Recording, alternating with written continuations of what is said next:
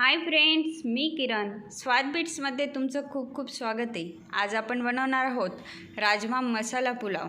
चला तर मग रेसिपीकडे वळूया. मी ते एक बाउल घेतलं आहे, त्यात 2 वाटी तांदूळ घेते आणि एका पाण्याने स्वच्छ धुवून घेणार आहे. हे बासमती तांदूळ आहेत म्हणून जास्त धुवायचे नाही, फक्त एक पाणी काढून घ्यायचं आहे त्याचं, जेणेकरून त्याच्यातले धुळीचे कण निघून जातील. आता मी त्याला 2 ते 3 ग्लास पाणी टाकून भिजत ठेवणार आहे. 20 मिनटासाठी भिजत ठेवायचे. 20 मिनटं झालेत.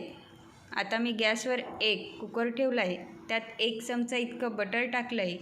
त्यानंतर 2 तेजपान, 2 दालचिनीचे तुकडे, 2-3 लवंगा आणि 2-3 मिरी, 1 चक्रीचं फूल टाकून घेतले आणि आपले भिजवलेले तांदूळ टाकून घेते.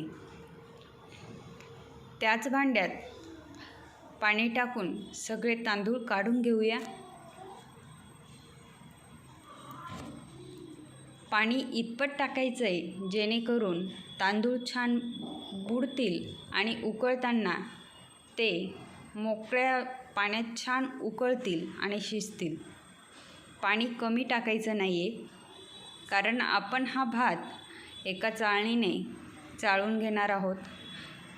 तांदूळ फक्त 5 ते 7 मिनटं शिजवायचा आहे, पूर्ण शिजवायचा नाही.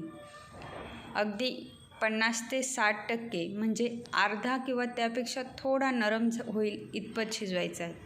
यात मी अर्धा चमचा मीठ देखील टाकून घेतले. पाहू शकतात आपल्या तांदळाचे दाणे आता मोठ्या आकारात दिसायला लागलेत. मी गॅस बंद केला आणि हे एका गाळणीत काढून घेतले. तुम्ही बघू शकतात आपल्या तांदळाचा आकार दुपटी इतका मोठा झाला आहे. आता एक गॅसवर कढई ठेवली, त्यात मी 3 टेबलस्पून इतकं तेल टाकून घेते आणि 1 चमचा बटर देखील टाकते. याच्याने आपल्या पुलावला छान अशी शायनिंग येईल.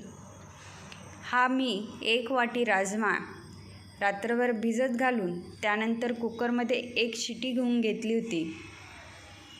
राजमा थोडा हार्ड असतो, शिजायला वेळ लागतो, म्हणून त्याची 1 शिटी घेतलीच पाहिजे. त्यानंतर 1 कप एवढे बटाट्याचे स्लाईस आणि 1 कप फ्लावर टाकला आहे. त्यानंतर अर्धा चमचा जिरं टाकते.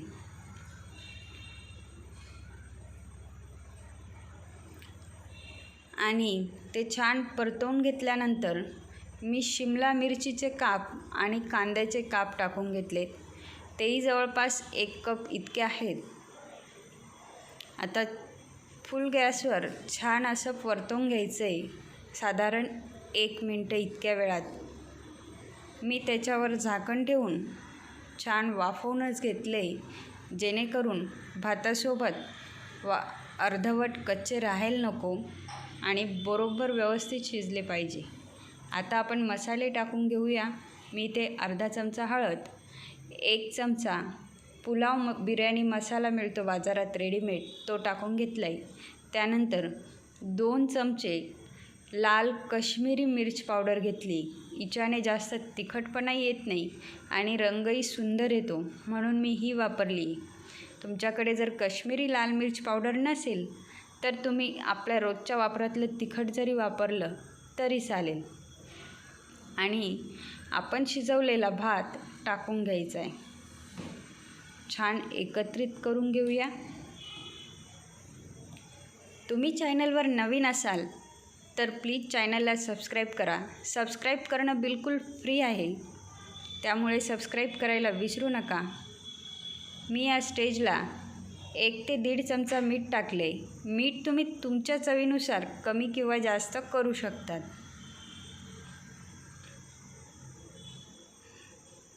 आता मी 4 ते 5 मिनटं वाफ घेऊन घेणार आहे भाताला आपल्या.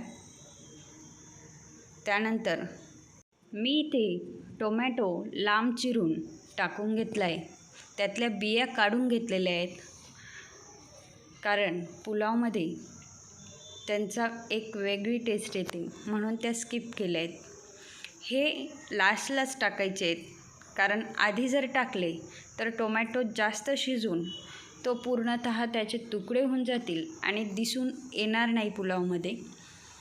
म्हणून मी नंतर टाकलं आहे. पुन्हा 2 मिनटं वाफ घेऊन घ्यायची.